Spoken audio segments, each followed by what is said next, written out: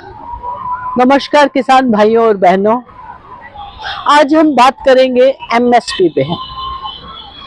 MSP क्या है और क्यों लागू होनी चाहिए, और एमएसपी को लेकर हमारा कानून क्या कहता है, और एमएसपी पे कितनी लंबी लड़ाई चल रही है। आज हम बात करेंगे किसान नेता किसान नेता सरदार वीएम सिंह से। सरदार वीएम सिंह पिछले 20 साल से हाई कोर्ट में से लेकर सुप्रीम कोर्ट, लोकल कोर्ट में गन्ने की कीमतों और एमएसपी को लेकर मांग कर रहे हैं और किसानों का केस लड़ रहे हैं। 4-5 साल पहले किसान नेता वीएम सिंह ने एमएसपी लागू करने के लेकर एक बड़ा आंदोलन चलाया था, और जो आंदोलन आज तक चल रहा है, और कुछ प्रदेशों में गन्ना पे एमएसपी लागू कर दी गई है। लेकिन किसानों की मांग है कि 21 पदार्थों पे, खाद्य पदार्थों पे एमएसपी लागू की जाए। इसमें फल, फूल और सब्जियां, अनाज सब शामिल है। आइए बात करते हैं किसान नेता सरदार वीएम सिंह से। नमस्कार सिंह साहब, बहुत बहुत खुशी है आज आप हमारे साथ हैं। और आगे का एक्शन प्लान क्या है? देखिए, हमारी विस्तार से चर्चा तो हुई थी महाराष्ट्र सदन के अंदर सुबह, जहाँ करीब 15 किसान नेता अलग अलग प्रांतों से आए थे, कोऑर्डिनेटर्स से, और कुछ जो नहीं आए थे वो जुड़े थे हमें जूम के थ्रू, वीसी के थ्रू। और मुद्दा हमारा बड़ा सीधा था कि देश में एमएसपी के ऊपर जो है हम लोग करीब अंदाज से, मैं व्यक्तिगत सन 2000 से लड़ रहा हूँ, और ये एमएसपी किसान मोर्चा जो गारंटी किसान मोर्चा हमने बनाया था, ये बनाया था 2021 में। अब 4 साल के बाद कुछ लोग खड़े हो रहे हैं, कुछ क्या कह रहे हैं, सरकार घुमा रही है। हमने कहा था कि किसी को भी माध्यम से हो, कोई भी सामने आ जाए, श्रेय कोई भी ले ले, पर कम से कम मुद्दा होना चाहिए कि किसानों को फ़ायदा होना चाहिए। अब ये शक्ल में दिख रहा है कि कहीं ना कहीं सरकार भी आनाकानी कर रही है, और मैं नेताओं के बारे में संदेह नहीं कर रहा, पर सरकार तो जरूर कर रही है। कि आप बताइए, पहले इन्होंने 14 जनवरी को या 15 जनवरी को कहा कि दिल्ली में चुनाव है, इसलिए चंडीगढ़ में वार्ता नहीं हो सकती। दिल्ली के कोड ऑफ कॉन्डक्ट लगने से चंडीगढ़ में या पंजाब में क्या फर्क पड़ रहा है मेरे भाई? पर नहीं, उन्होंने कहा ठीक है। उसके बाद में जब वार्ता उन्होंने करी, 14 फरवरी को आए थे, एक मंत्री पहुंचा, उन्होंने कहा जी अगली बार कृषि मंत्री आएंगे, क्योंकि कृषि मंत्री के यहाँ शादी है भोपाल में। बहुत अच्छा है, किसान के बच्चों की शादियाँ ना हो, किसान के बच्चे जो है बर्बाद हो जाएं, तो कृषि मंत्री ठीक है, जो उनको करना है करें। 22 तारीख में कृषि मंत्री पहुंचे। वो अलग है कि भाई वो पहुंचे, अच्छे माहौल में नहीं पहुंचे, उनकी कुर्सी खराब थी जहाज़ की। वहाँ पहुंचे और 2-3-4 घंटे में वार्ता हुई, और उन्होंने कहा बहुत अच्छी वार्ता हुई है, कंजीनियल वार्ता हुई है। और इसके बाद में जो है अब माहौल दिख रहा है, बनता दिख रहा है। दोनों पार्टियों ने यही कहा, हमें लगा शायद कुछ अच्छा हुआ होगा। फिर मालूम चलता कि नहीं, अब तो 19 मार्च तक टल गया मामला। जो डेटा आपने दिया है, जो कागज आपने दिया, उसकी जांच कराएंगे। अरे ये डेटा किसका लाएंगे? गवर्नमेंट ऑफ इंडिया का तो लाएंगे, आपके सेक्रेटरी वहीं देख लें, हमारा है नहीं है। काम करें, नहीं किया। अब हमने आज कहा कि भाई 19 मार्च को जब मीटिंग होगी, तो पहली चीज़ तो है कि इन कैमरा हो। हम लोग 252 संगठन हैं एमएसपी गारंटी किसान मोर्चा से, जो पहले अखिल भारतीय किसान संघर्ष समन्वय समिति के थे। उनमें से कुछ लोग छोड़ के बाकी सब इसी में हैं, दोनों साथ साथ चल रहे हैं। तो हमने कहा कि नहीं, कोई फ़र्क नहीं पड़ रहा, आप जो करना चाहें करें, पर इसको ट्रांसपेरेंट रूप से करें। अगर 19 तारीख को ट्रांसपेरेंट रूप से होता है तो हमें दिख जाएगा कि कितनी भाषा सही बोल रहे हैं या नहीं बोल रहे हैं, गवर्नमेंट गलत है, हम गलत हैं, क्या है, और अपने जो मुद्दे हैं वो बीच में डाल दें। डल्लेवाल जी के लिए भी हम गए थे उस समय, उनकी टीम मिलना चाह रही थी दिल्ली आके, हमने कहा दिल्ली क्यों आओगे, हम वही चंडीगढ़ आ रहे थे। किसान भवन में हम मिले, ये 12 जनवरी की बात है। 25 किसान नेता मेरे साथ और गए थे, ग्रुप में थे, जो आसपास के, दिल्ली के आसपास के थे, पहुँचे। हम लोग पहुँचे, वहाँ देखा, उनसे हमने कहा देखो भाई ये 12-13 जो मांगे हैं हमारी समझ में नहीं आती। हमने ज़िंदगी में कभी ऐसा नहीं किया कि 13 मांगे हो, 15 मांगे हो। लोग क्या करते हैं कि ऐसी मांगे कर लेते हैं, सरकार 2-3 मान लेगी तुम्हारी मांगे तो क्या होगा, बोले एमएसपी प्रमुख रहेगी। हमने कहा केवल एक मांग रख लो एमएसपी, बाकी मांगों के लिए बाद में लड़ते रहना। बोले नहीं आप लीड करो, 13 मांगे रहेंगी। हमने कहा लीड नहीं करो, हम पीछे रहेंगे, हम आपके पीछे रहेंगे, पूरा सपोर्ट करेंगे, 100% सपोर्ट करेंगे, पर मांग एक हो। नहीं की उन्होंने, 13 मांगे पे अटके हुए हैं। अब आप बताइए कि इन चीज़ों के अंदर क्या मिलेगा। जब चुनाव थे 13 मांगों में एक मांग इनकी है कि टेनी के बेटे को सजा मिले, वो कोर्ट के अंदर है, विचाराधीन है, उसमें कोर्ट, इसमें सरकार तो मान नहीं सकती ना कभी उसमें। आप सरकार को जिद के ऊपर क्यों अड़े रहने देना चाहते हो, किस मुद्दे पे क्यों उनको लाइसेंस देते हो गलत काम करने का। और इनमें से कौन सा नेता गया था टेनी के खिलाफ कैंपेन करने, एक का नाम बता दो। रेखा वर्मा क्या कौन गया था उसका नाम बता दो। लखीमपुर खीरी में दोनों जो हैं गठबंधन की सीटें आई। पर हमारा कहना ये नहीं है कि कौन कितना बड़ा कौन कितना छोटा, हमारा कहना मुद्दा ज़्यादा बड़ा है। एमएसपी का मुद्दा इतना बड़ा हो गया है, इसको हमें देखना है कि इसके ऊपर जो है ऐसा काम किया जाए कि एमएसपी का लाभ किसानों को मिले। अगर किसानों को लाभ मिलेगा तो देश का फायदा होगा। मैं बार बार कहता हूँ कि सबसे बड़ी फसल हमारे यहाँ धान की है, देश में, पूरे देश में। गेहूँ तो कुछ एरिया में लगता है, नहीं लगता है, धान पूरे देश में होता है। और धान में 2300 रुपये के आसपास एमएसपी है। आप जाएंगे बिहार में 1300, 1500 बिकेगा, 1600 बिक जाएगा, मिल जाएगा आपको। अब पिछले साल तक की बात कर रहा हूँ। आप हापुड़ तक आएंगे नीचे, रोहिलखंड में अलग है, लखनऊ के ऊपर अलग है। आप हापुड़ तक आएंगे तो आपको 1600, 1700, 1800 मिल जाएगा। क्यों? यहाँ से लोग खरीद के और हरियाणा में बेचते हैं आगे जाके, शामली का रूट लेते हुए, करनाल में ले जाते हैं, वहाँ के लोग रोक लेते हैं। अगर आप देखिए कि 1800 भी लगा लो और 2300 लगा लो, 500 का भी फर्क पड़ा। 20 क्विंटल धान हुआ, अगर धान तो 25 से लेकर 30 क्विंटल भी होता है एकड़ में, अगर 20 क्विंटल भी हुआ तो 10,000 रुपये का एक फसल पे 6 महीने में फर्क पड़ गया। और किसान अपने घर में पैसा नहीं रखता, किसान जो है बैंकों में पैसा नहीं रखता। किसान के पास आज पैसा आने वाला है, पहले अनुमान लगा के बाजार में खरीदी करता है वो। किसान के पैसे से बाजार उठता है, ना कि जो आपकी जो है स्मॉल सेल जो इंडस्ट्रीज हैं, एमएसएमई हैं, इनका जो प्रोडक्ट है, आप बेशक करोड़ों, हजारों, लाखों करोड़ रुपए दे रहे होंगे, तो प्रोडक्ट बना देंगे, खरीदेगा कौन? यही किसान। इसके पास जेब में पैसा को तो खरीदेगा, नहीं तो वही बेकार। अब पैसा खरीदेगा, अगर वो खरीदेगा तो मार्केट में उछाल आएगा। और जो मोदी जी बात करते हैं ना 5 ट्रिलियन डॉलर इकोनॉमी की, वो तभी कामयाब होगा अगर किसान की जेब में पैसा होगा। सबसे बड़ा उपभोक्ता किसान है। जो किसान खेती भी करता है, मतलब फसलें लगाता है, खेती भी करता है ये किसान जो फसलें लगाता है।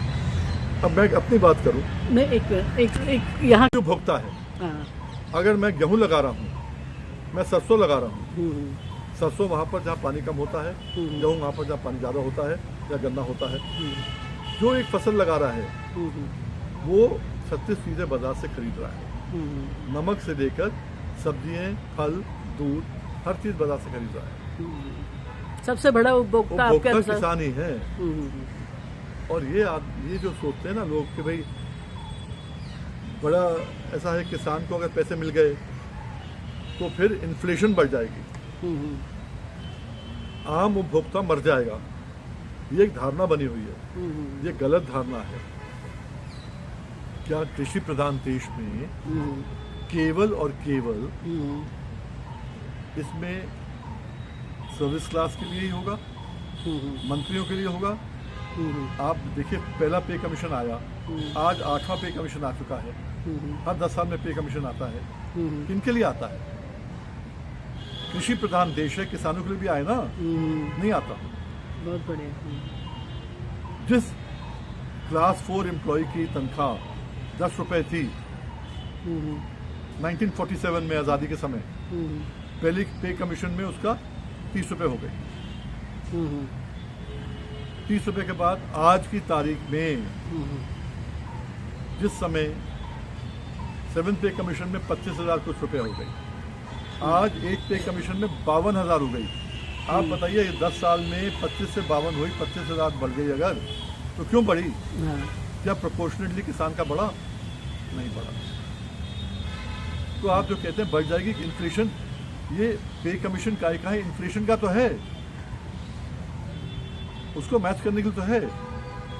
आप जो 3-4 लाख करोड़ रुपए देते हैं हर पे कमीशन के बाद, हर महीने देते हैं आप पैसा, क्यों देते हैं आप? पर सरकार उनको बराबर करने के लिए कि आपको नुकसान हो रहा है, पर नुकसान कहाँ हो रहा है? आप देखिए ना, जैसे मैंने आपको बताया इनका, वैसे आपको मैं बताऊं, 3 मेन चीजें हैं किसान की: गेहूं, चावल और चीनी। गेहूं 1947 में कहते हैं 4.5 आने सेर था, किलो नहीं था, उस समय सेर होता था। 4.5 आने मतलब 6 पैसे का एक होता था, तो 24 पैसे और 27 पैसे।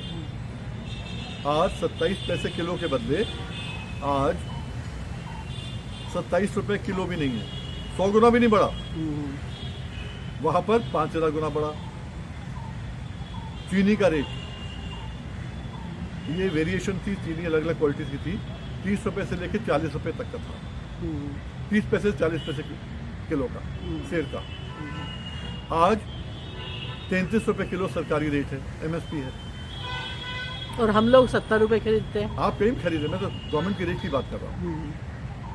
किसान को उस हिसाब से मिलता है ना पैसा। वहीं पर आप ले लें, एक हेडमास्टर, एक प्राइमरी मास्टर, हेडमास्टर क्यों, हर गांव में हेडमास्टर नहीं होता, प्राइमरी मास्टर हर गांव में मिलता आपको। उसकी तनख्वाह 40-45 रुपए थी, आज उसकी तनख्वाह 60,000 रुपए के आसपास है, 1000 गुना हो गया। और वही महिलाएं जो हैं सोना पहनती हैं, सोने का रेट 70 रुपए से लेके 85 रुपए था उस समय, 1 तोले का। आज 70,000 भी नहीं है, 80,000 से लेकर 90,000 के बीच में फ्लक्चुएट करता है। हर चीज़ 1000 गुना। जो किसान के घर में है वो 100 गुना भी नहीं बढ़ रहा। वहीं आप देख लें कि हम लोग डीजल पे पैसा खर्च करते हैं। 1947 में डीजल होता ही नहीं था, पावर इन था, ट्रैक्टर पावर के होते थे, पावर इन उसमें होता था, वो 7-8 पैसे प्रति लीटर के हिसाब से होता था पावर इन। आज उसका कंपैरिजन में डीजल आ गया, डीजल 90 रुपए लीटर है, 1000 गुना वो बढ़ गया। हर चीज़ 1000 गुना बढ़ रही है, पर हमारी जो फसल का रेट है वो 100 गुना, फिर भी कहते हैं इन्फ्लेशन हो जाएगा।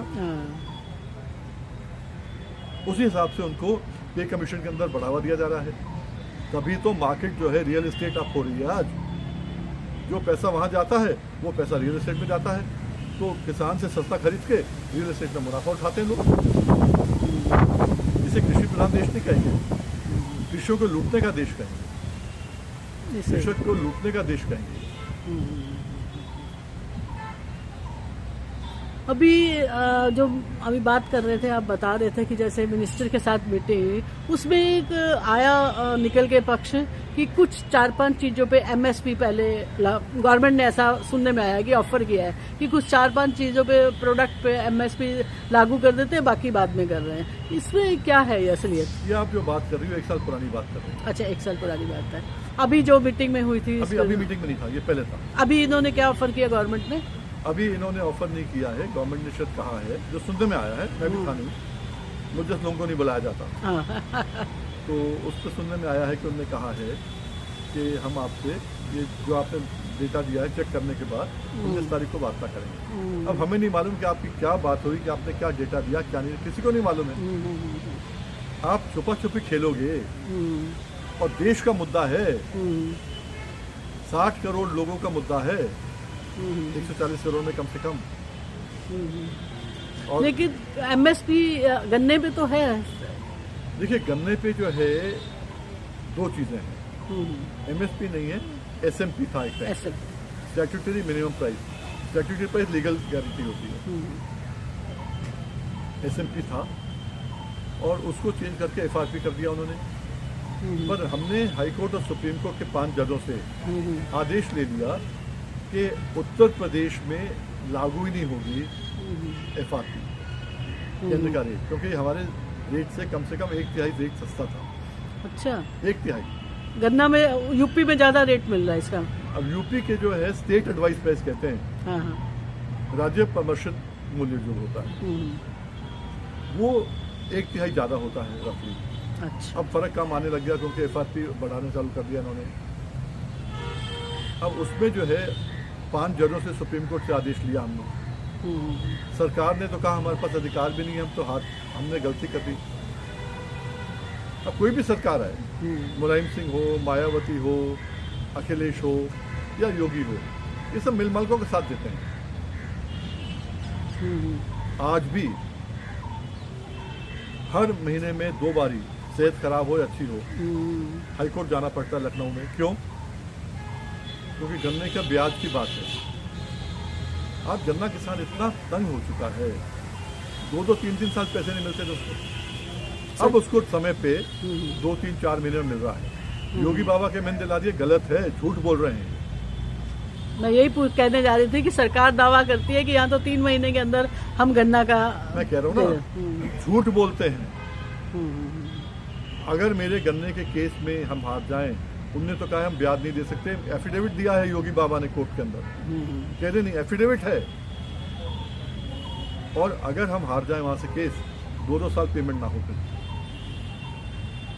और ब्याज का, अगर गन्ना किसान गन्ना लगाने के लिए ऋण लेता है, बैंकों से लेता है, कोऑपरेटिव सोसाइटी से लेता है, कहीं से भी लेता, आरटीएस लेता है, उसको ऋण के ऊपर उसको पैसा देना पड़ता है, ब्याज देना पड़ता है। और ब्याज क्यों देना पड़ता है? क्योंकि मिलने टाइम पे पैसा नहीं दिया आपको। और हम जब कहते हैं कि मिल हमें ब्याज दे, तो सरकारें कहती है नहीं दे सकते, जबकि कानून है, सुप्रीम कोर्ट की मोहर लगी है, हाई कोर्ट की मोहर लगी है, नहीं देते। हमने क्या किया, योगी सरकार के जो केन कमिश्नर हैं, अब तो रिटायर हो गया, भूस रेड्डी, उसके खिलाफ हमने कंटेम्प्ट डाला है। आज भी वो कंटेम्प्ट मौजूद है और सरकार आई है सुप्रीम कोर्ट में उसको बचाने के लिए। किसकी तरफ हो?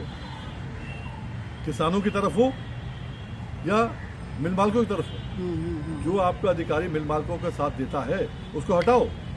नहीं, इसलिए हमने चुनौती दी है उत्तर प्रदेश में 2027 में किसानों की सरकार आएगी। रोक के दिखा दो। गन्ना किसान, योगी जी खुद कहते हैं, आपका अगला प्रश्न बड़े प्यार से होगा कि गन्ना किसान से अकेले सरकार थोड़ा आ जाएगी। ठीक है, हर कोई कहेगा, पर मैं वही उसका आंकड़ा दे रहा हूँ। योगी खुद कहते हैं कि 47,20,000 किसानों को मैंने पैसा दिया। जबकि दिलवाना कहना चाहिए था, वो तो हिंदी में होगा, तो उन्होंने कहा दिया। ठीक है, 47,20,000 किसान, मतलब कि 5 घर में वोट होते हैं, एक घर में एक आदमी का सट्टा होता है केवल। 5 का वोट, अगर 5 वोट हुए, कहीं 7 होते हैं, कहीं 8 होते हैं, 5 तो मिनिमम होते ही होते हैं। तो 2,30,40,00,000 तो ये, मतलब 2,30,40,00,000 वोट तो ये हो गए। उसके ऊपर से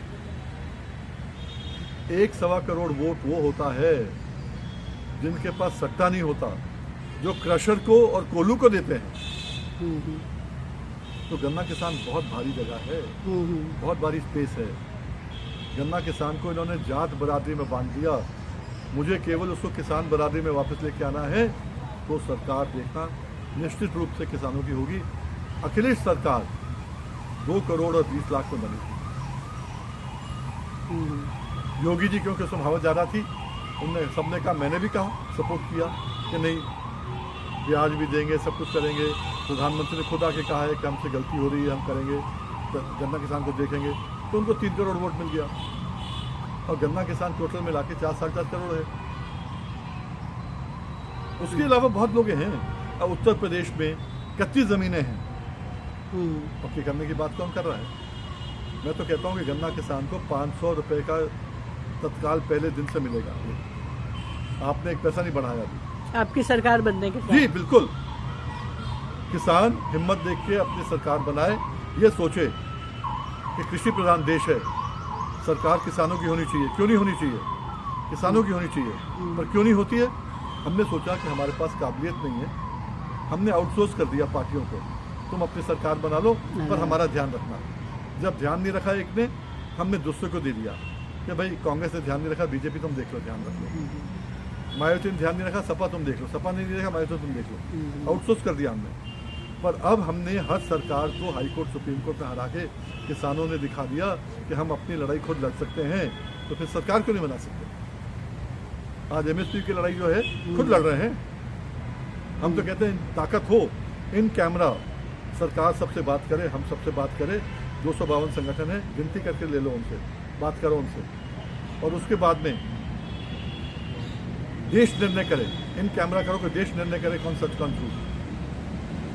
पर अगर आपको अंदर ही अंदर बात करनी है, अपनी अपनी बात करनी है, अपने सरकारी संगठनों से ही बात करनी है, तो बड़ा मुश्किल हो जाएगा। आपका एक लंबा इतिहास रहा है लीगल फाइट गन्ने की मांगों को और गन्ने की कीमत को लेकर, एमएसपी को लेकर। आपको इसमें कितनी मुसीबतें हैं? मेरे ख्याल में, मेरी जानकारी का 20-25, शायद आप एग्जैक्ट बताएंगे कि इतना लंबा केस लड़ा, एक इतिहास है किसानों के उसमें। देखिए, ये किसानों की दुआ थी। ये मैं बीमार था, इतना बीमार था, डॉक्टर ने जवाब दे दिया था 2 साल पहले, और मैं आपके सामने बैठा हूँ। दवा नहीं, दुआ ने काम किया। और इसके पीछे जैसे आपने इतिहास की बात करी, आज 30 साल से मैं उनकी लड़ाई लड़ रहा हूँ, और जो उनका हक था उनको डंके की चोट पे दिला रहा हूँ। हर सरकार ने विरोध किया। मैं जानना चाहूँगा कोई सरकार के मैंने साथ दिया वीएम सिंह का। उन्होंने किसानों का विरोध किया और मिल मालिक और सरकार एक हो जाते थे, उसके बावजूद भी किसान ने अपना हक छीना है। तभी मैं कहता हूँ कि तुम अपनी सरकार क्यों नहीं बना सकते? आज 30 साल हो गए हैं, और इसमें जो है तकलीफ़ें की आपने जो बात करी है, देखिए अगर आपको कोई 2 पैसे देने आएगा, आप नहीं लोगे, तो कहीं ना कहीं वो 2 पैसे किसी और को देके आपको नुकसान भी पहुंचा सकता है। मुझे तो सैकड़ों करोड़ के ऑफर आए, और सबको मालूम है 4 राज्यसभा भी सरकारों ने दी चुप होने के लिए। केवल ये था गन्ना किसानों की बात मत करो, उनकी लड़ाई मत लड़ो। अरे मैंने कहा उनकी लड़ाई ना लड़ें जो लोग अपनी लड़ाई नहीं लड़ पा रहे। उनके बच्चों के पास फीसें नहीं है, उनके माँ बाप के पास बच्चों को देने के लिए फीस नहीं है, उनके माँ बाप के पास अपने माँ बाप के लिए बच्चों के पास इलाज कराने के पैसे नहीं हैं। उनसे गद्दारी कैसे कर सकते हैं? और ये बात सही है, बहुत लोग मुझसे कहते हैं कि तुम इतनी बातें तो करते हो, किसान तुम्हारा साथ नहीं देता इलेक्शन में। ये कहीं सच है, कहीं गलत भी है। पहली बार मैं इलेक्शन लड़ा तो सिर्फ 20 या 30 हज़ार से जीता, उस समय कम मार्जिन होते थे तो जीता। अगली बार मैंने कोर्ट में कह दिया, कोर्ट ने कहा कि VM Singh, justice DK Trivedi और ओपी वशिष्ठ हाईकोर्ट बेंच की बात है, इन्होंने कहा एडवोकेट जनरल कह रहा है कि तुम इलेक्शन लड़ोगे, अगर हम ये आदेश करते हैं तो हमें इलेक्शन में फ़ायदा होगा, इसलिए इलेक्शन का हम जो पैसा 900 करोड़ देना है, ये 900 करोड़ हम इलेक्शन के बाद देंगे। मैंने कहा एक इलेक्शन के चक्कर में 900 करोड़ मतलब उस समय कम परिवार थे, 20-22 लाख परिवार थे। हमने कहा उन परिवारों को क्या होगा? मैंने कहा जनाब, अंग्रेजी की होती है बहस पूरी। मैंने कहा मैं इलेक्शन नहीं लड़ूंगा। हिले एकदम, बोले इलेक्शन नहीं लड़ोगे? मैंने कहा मेरी अंडरटेकिंग ले लो, मैं नहीं लड़ा। उन्होंने इलेक्शन के 1 हफ्ते बाद की डेट डाल दी। जब कोर्ट में आए तो मुझसे कहने लगे mister Singh what was the result, did you win the election. मैंने कहा जी आपको मैंने एक वर्ड दिया था कि मैं नहीं लड़ूंगा, तो मैं नहीं लड़ा। अरे बोले हमें तो हर कहीं हिंदी में बोले, हमें तो सब कुछ बोल के लोग चल जाते हैं, आपने इतना सीरियसली क्यों ले लिया। मैं कहा जनाब किसानों का सवाल उठता था और आपने इतनी मेहरबानी करी कि उनको पैसा मिल गया। आपको याद होगा 900 करोड़ में से 450 करोड़ रमेश भंडारी और देवगौड़ा गए थे कि हम दे रहे हैं, और फिर 450 करोड़ बाद में आया था। कोर्ट ने 15 दिन का टाइम दिया था, 15 दिन में पैसे आ गए थे। मैंने कहा जी मेरे लिए इलेक्शन से बढ़ के ये है। उसके बाद मैं अगला इलेक्शन लड़ा। मैंने उस समय जैसे आपने कहा मैं नहीं लड़ा, अगला इलेक्शन में लड़ा 2002 में। अब मैं लड़ा इंडिपेंडेंट कि किसानों का देखने किसान में कितना दम है। अरुणा जी मैं आपको बता रहा हूँ 2002 में इंडिपेंडेंट लड़ा। राज बब्बर का मुझे फ़ोन आता है 2 दिन बाद, पीएम भाई मैं ऊपर से जा रहा था हेलीकॉप्टर से मीटिंग के लिए, आपका काफिला इतना लंबा था कि मैंने 2 चक्कर लगाए देखने के लिए। कम से कम मोटरसाइकिलों की जो रैली थी कम से कम 4-5 किलोमीटर की लंबी थी रैली, हज़ारों मोटरसाइकिल उस ज़माने में थे। और जब इनने देखा कि ये तो बहुत आराम से जीतेगा, वहाँ की सांसद भी हमें नहीं चाहती थी, तो रातों रात खेला हुआ 8,500-9 हज़ार वोट जो कि सिखों के थे। मैं सिखों की राजनीति नहीं करता, पर वो तो देखते हैं ना, जो सिखों के वोट थे उनको काट दिया गया। और जब वो बूथ पे गए बोले तुम्हारा वोट कटा हुआ, तुम तो मर गए, तुम तो मर गए, जिंदा आदमियों को मारने की बात कर दी। तो मैं हारा, 6-6.25 हज़ार से हारा मैं। फिर मैंने इलेक्शन कमीशन को पूरी भेजी। मैंने कहा इलेक्शन से पहले आदमी जिंदा था, इलेक्शन से बाद में, इलेक्शन के समय उसका केवल पेंसिल से काटे हुए नाम, और अगले इलेक्शन में पंचायत के इलेक्शन हुए थे उसके बाद वो फिर वापस आ गए। क्या तमाशा ये। पर इलेक्शन कमीशन ने कुछ नहीं किया। आज क्या नहीं, हमेशा इलेक्शन में यही काम था, कांग्रेस के समय भी बाद में यही हाल था सबका। तो उस समय मैं पब्लिक को दोषी क्यों मानूं। 2009 में अगर आप लेते हो जो मैं इलेक्शन लड़ा था पार्लियामेंट का, उस हालात में जब किसी ने कहा था जो हाथ हिंदुओं पर उठेगा उस हाथ को हम काट डालेंगे, याद रहा। इतना प्रचार हुआ, सब कुछ हुआ, जेल गया, सिंपैथी मिली, हिंदू मुस्लिम हो गया। जैसे मुजफ्फरनगर में कुछ साल पहले 13 में हुआ था, सरकार आ गई, पर मैंने वहाँ तो कत्ल भी हुए थे, मैंने पीलीभीत में एक आदमी का कत्ल नहीं होने दिया। किसान नेता वीएम सिंह ने कैसे खुलकर आज बेबाक, जिसे कहते हैं बेबाक बातचीत आज हमसे की, और उन्होंने इतनी अच्छी हमें किसानों के आंदोलन से संबंधित पूरा किसान आंदोलन और किसान नेताओं की भूमिका किसान आंदोलन में, और किसानों की मांग, सरकार की भूमिका, सरकार से उनकी मांग, इन सब जैसे ऐसे सब गंभीर मुद्दों पे दिल खोलकर बात की। और हमें पता लगा कि आखिर किसान आंदोलन है क्या, किसानों की मांग है क्या, किसानों को एमएसपी क्यों मिलनी चाहिए। मैं उम्मीद करती हूँ कि डॉक्टर वीएम सिंह सरदार